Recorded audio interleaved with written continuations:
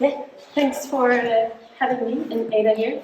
And before we kick off with questions, I'm just going to read out Ada's artist statement on her website. Ada is an algorithmic artist based in Copenhagen, working with an intersectional ecofeminist framework. The question at the heart of Ada's art practice is, how can algorithms be used to understand and challenge experiences of gender in novel ways? She combines data, theory, and computation to view gender through new lenses and perspectives. Formally, she employs a wide array of expressive forms, such as generative art, photography, writing, performance, and net art. Her work often deals directly with societal struggles, concerns, and politics, for example, through data visualization or performative engagement, and her identity as a trans woman often informs the work that she does. Amazing. So the first piece that's launched with Node by Impart is your piece Hus, which means house in Danish. Can you tell us a little bit more about the concept behind it? All right, let's see if I can do this so everyone understands what's going on behind the scenes. Okay, so Hus, which is running behind me right now in sort of a live version. It's not a video, it's actually running concurrently. It's a temporal data visualization about care work in Danish society. So it tries to visualize specific data that I found about how the care work that is happening in Danish society is sort of split between genders. So basically what you're seeing is that every time there's like three colors shapes, and each one of them corresponds to different groups of genders. So there's three groups in my sort of visualization. One of them is men, then there's women, and then there's queer people. As a queer person myself, I found it sort of important to include queer people, even though they're not actually present in the data set itself. But basically, whenever you see a shape moving in a certain way, or in actually just moving in general, that means that it's sort of currently doing care work in this simulation data visualization universe. So right now, what we're seeing is that all of the yellow shapes are moving, and that is because right now it's like a little bit past 7 p.m. in Berlin, and they stop moving. Perfect. Yeah, and so I sort of set it up so that the shapes representing women will sort of be moving in specified points of time during the day. So the visualization, the simulation actually takes place live during 24 hours. So it's meant to be, I mean, if you want to truly experience it, you have to look at it for 24 hours straight. Hopefully you will do that and fill yourself with club mate to sort of keep that going. But yeah, so there's a lot of layers, so it might get a bit like you have to sort of piece the parts together of what I'm saying. But so in every version right now, you will see that the shapes representing women are moving, which means that if you had them all 256 in front of you at the same time, you would sort of see this choreography of all the women doing care work. And that's because the data that I'm working with reflects or sort of shows that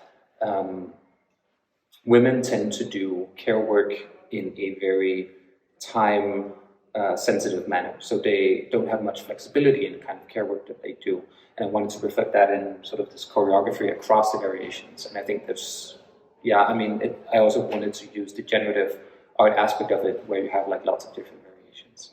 On the other hand, the shapes representing men across all variations won't move in a choreography. They will sort of move at the same time in each single variation. So in this one, the men are represented by the black shapes, and at some point they might start moving. It might be in 30 seconds or whatever, but it's random for each, because men tend to generally have more flexible care work routines.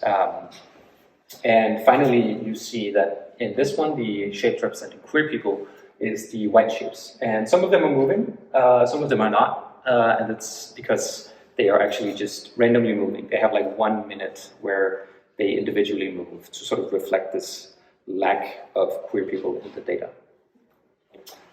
Yeah. So the data you work with whose is primarily women and men. How did you calculate the queer data? Yeah, so I think there's like an hour difference between how much men and women tend to do in Danish society according to the report that I used.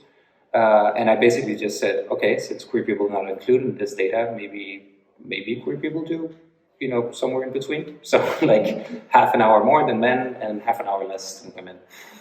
So it is, yeah, I'm just guessing really.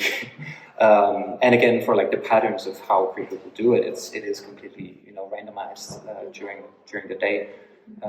Yeah, again, to sort of reflect this lack of representation really in research.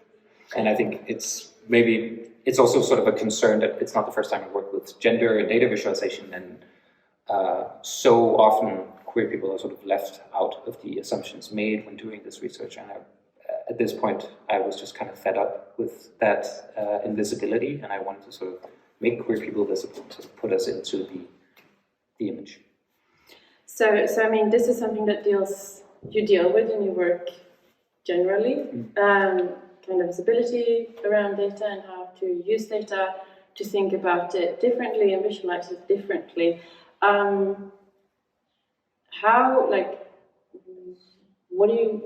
This is a quite big question. What do you think needs to change for us to be able to kind of think about data in a less binary way, in a less kind of homogeneous way, which is like white and black kind of scenario, which it is very much right now, specifically with the data that you are dealing with in whose, because it is men and women, and that's what's represented, and that's what society is when it comes to housework, which obviously isn't true. Yeah.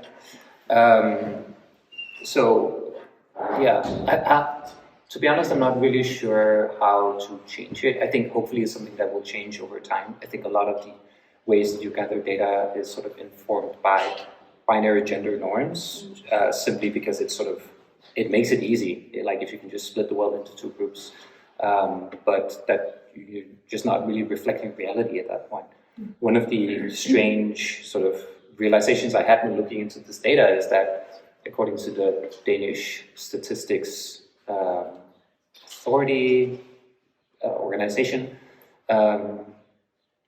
if they have like a way to define a household, and a household in that methodology is a man and a woman living together with more than a 14-year age gap, more or less. Less than 14. Less than a 14-year age gap, right? No, more. It needs to be more, yeah. I guess it needs to be more, because if it was less, it would probably be your child, I think. I can't do the math right now. I'm pretty sure it's either more or less, but like it's based on the age gap between the people. Unless, of course, people are married, then, you know, if there's like a specific document that shows something else. But that means that if you are two women living together in a non-registered partnership, you're not a household. And the same goes for men. And if we get into non-binary genders, then, you know, they don't know how to deal with that at all. So, yeah, I think like there's a lot of stuff that needs to change, a lot of assumptions about how things work, and also the idea that, you know, you have to have a registered partnership as well. Like that's not what households are really, but that is what it is according to the data. And the more I look into it, like I think a lot of the data, you know, points us in the right direction, but I'm not sure how accurate it really is, because all of these assumptions that sort of maybe, trip up even sort of the binary genders. There might be some weird stuff. Yeah. No, I mean, it's kind of shows a very singular, right way of what a household is, which of course is not portraying the whole society in any possible way. No, yeah.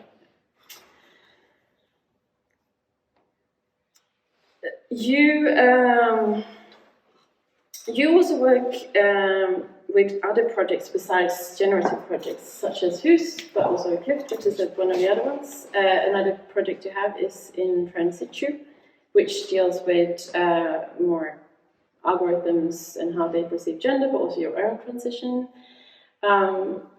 Can you tell us a little bit more about that project? Because I know that also relates to social media and kind of free the nipple and kind of taking that back as well. Yeah. So in Transitu is a sort of an ongoing photo performance project that I do on Instagram. So every week I upload a picture of myself with sort of a bare chest, so you can sort of see my nipples. And I've been doing that since December 2021. And that's around the time where I started my hormonal transition or my hormone therapy, which meant that I would grow breasts and approach more what you would call, a female form in a way. And I sort of do this to figure out, like, when does my body match the regulations that Instagram has set for its content.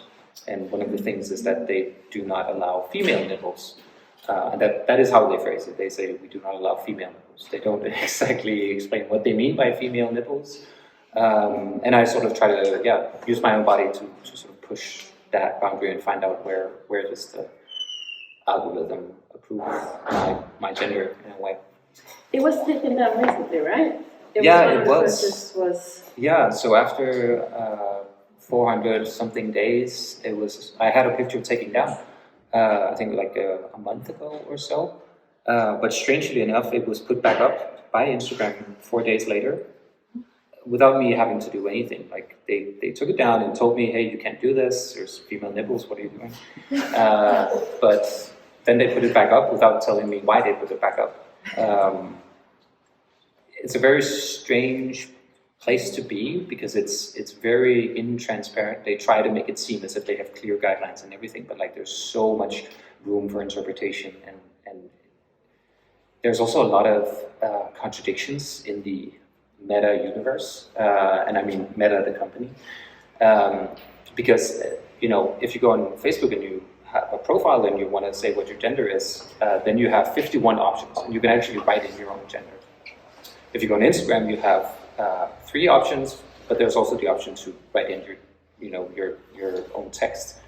But if you actually put up a photo, then they will always deem your body either male or female, at least if there are nipples shown. So they have like these varying degrees of gender openness. And if you look behind the scenes, if you try to make an ad on Facebook, then you will see that you can target your ads towards 3 groups: men, women, and both.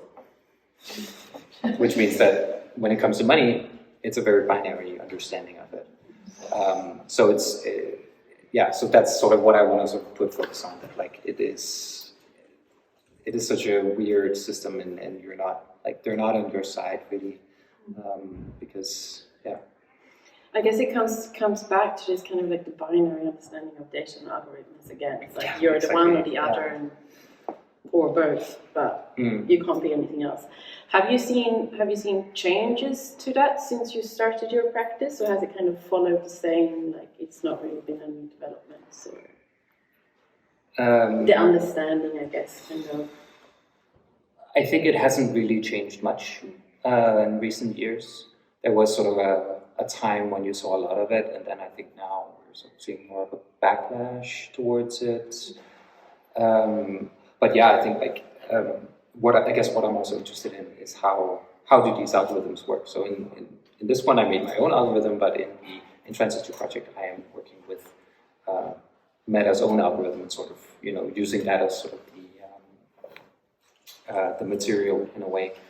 And I am just very interested in like what happens when you sort of apply data and algorithms to human experiences. And I think it always becomes a bit muddy when you look at particularly gender. And it's not that I think gender it's a very important part of how we shape our identities and how we shape our relationships with other people. But I think I mean, besides it being important to myself personally because of the experiences that I have, I think it's also just, it's a thing that is supposed to be very simple. It's supposed to be A or B, male or female.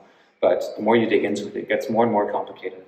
And I think that is something that we can sort of use to talk about other experiences as well. Like you have similar things going on with race, that it's something that's supposed to be quite simple, but like when you dig into it, it's so complicated. And with disabilities as well, there's so many layers to it that we neglect a lot of the times when we try to apply data and algorithms and computer systems, really. So you're also releasing Who's on FX Hash, which I know you've released other projects as well. These kinds of platforms, now as well being new, these kinds of platforms is kind of, I don't want to say new, but quite novel in terms of actually the reach of digital art. It's opened up the public a little bit. Have you felt like there's an openness to these kinds of problems that you raise as well within your pieces? Or do you feel still that's quite a conservative public on these platforms?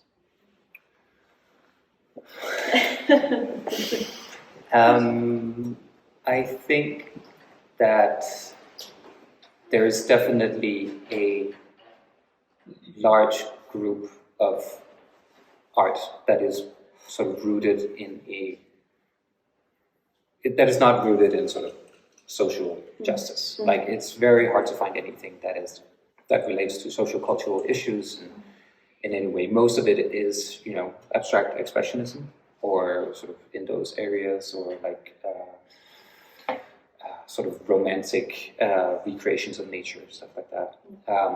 So in a sense, I do feel quite lonely in that space. And I don't think it is the cause of the platform itself necessarily. I think that is just more about the community and sort of the backgrounds that people have. And most of the time, I think it is engineers, and I think they have different interests. And if you have an art education, or if you have a design education that I do, but I have found an audience, like with my work, like with my first work representation, I found an audience, and like people, I was blown away, really. Like, I remember putting up the work, and I was like, just testing it out, and then I started having dinner, and I was like, I'm just going to check how it looks, and then it was sold out, and that was so amazing. Mm-hmm. So it's definitely there. Like, there is an audience. It's just not what you see most of. Yeah. No, we talked about it before as well. Mm-hmm. There are a lot of projects on these platforms, which is very pretty, but when you kind of dig into a little bit, it's quite shallow. Mm. Do you think there's like a development towards more depth to these projects, or do you kind of see it staying a little bit shallow? I think maybe, now that I think more about it, I think there is also something about the sort of digital space that can sometimes it can be hard to sort of convey conceptual artworks and sort of give that background. And I think that's this is going to sound like me pandering to my new best friends at Office Impart, but like, I think there is a value to the gallery people in that regard, that it can sort of provide the context and sort of help people understand the depths of the artwork. But I think that's hard to get if you just have like a platform, and the artist is it's just up to the artists themselves to sort of, first of all, just explain it, actually write a good description and say, like, these are all the things that I put into it. But also just like technical limitations, textual limitations comes into it. Like, I wrote a description for Who's that is on FX Hash, but it is limited how much I can put in there and how much people are going to read.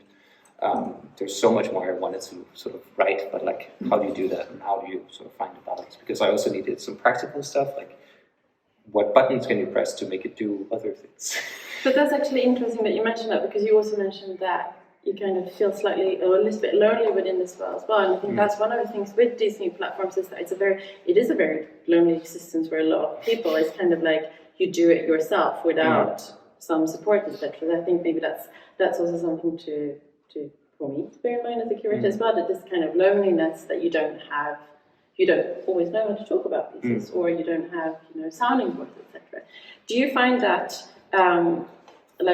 do you think that's kind of lacking within this community, kind of the sounding boards in terms of actually talking about your pieces, or like troubleshooting, etc.? Do you think that's something that we kind of need to move towards within these platforms?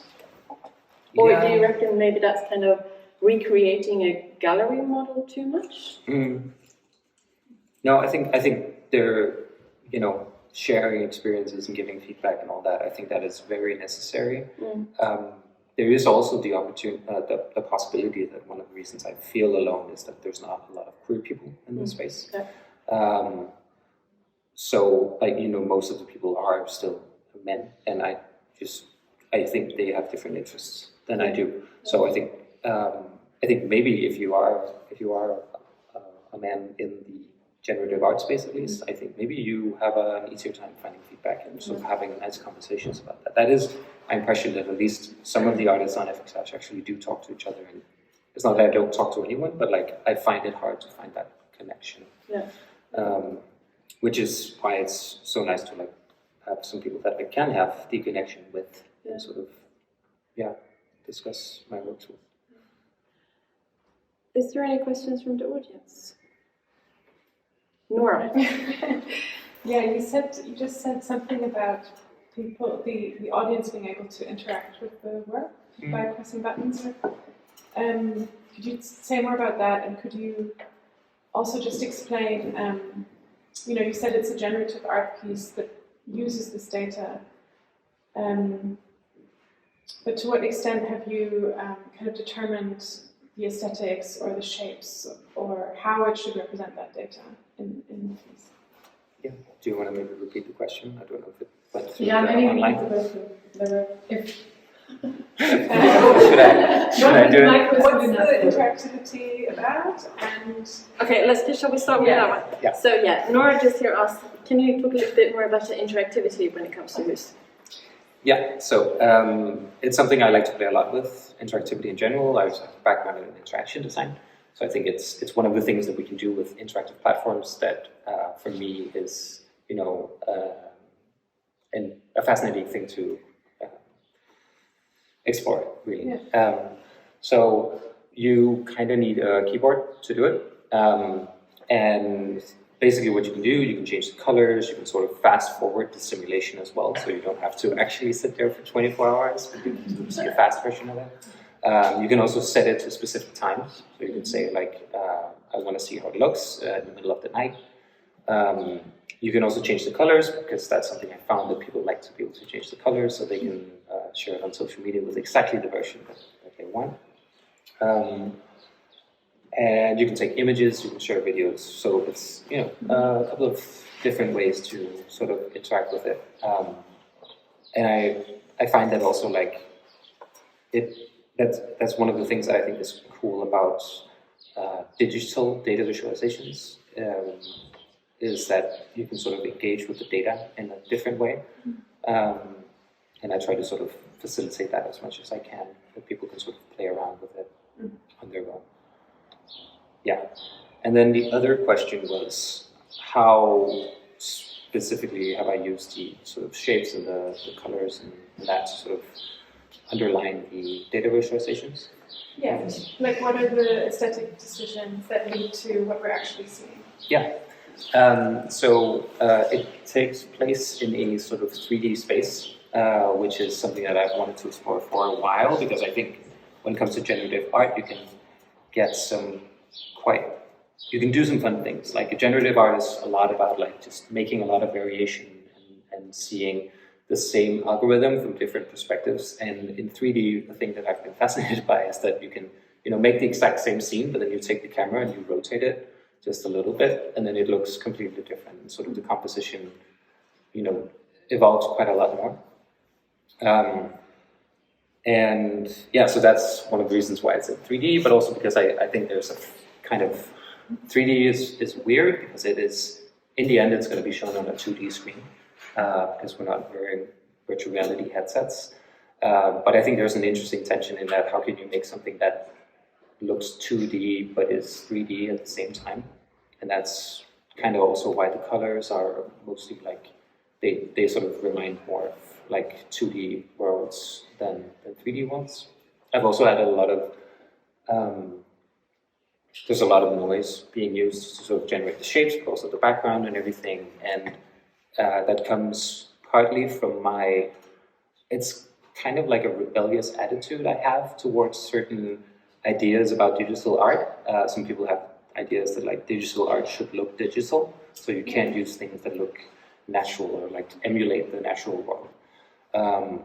And to a certain degree, I agree. I think that, you know, going all in and just trying to recreate a really nice looking tree can be a bit boring, but there's also an interesting middle ground where, you know, you're using things from the analog world in unison with things that could never happen in the analog world. So like this 3D abstract world where nothing really looks like what you would find in a park, but at the same time it has this nice texture to it that comes from the noise. And just another practical concern is just that the noise makes it very easy to see the movements. It's sort of jumping out at you in a way, so you can sort of easily pinpoint where it is. Is there any other questions from the audience?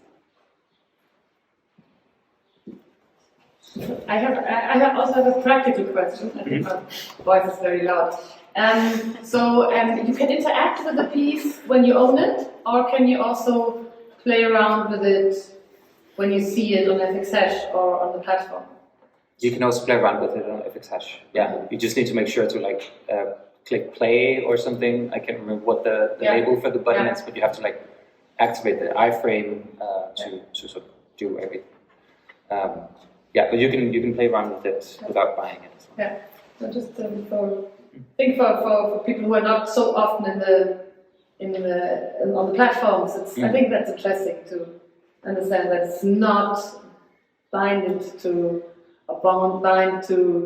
owning the pieces. Everybody can experience it in the way they want to. Yeah, and you can also experience other people's pieces if you want, which is one of the beautiful parts of NFTs. Yeah, I think with that we say thank you to Ada. Thank you. The piece is being released on FXhash. So yeah, thank you. Yeah.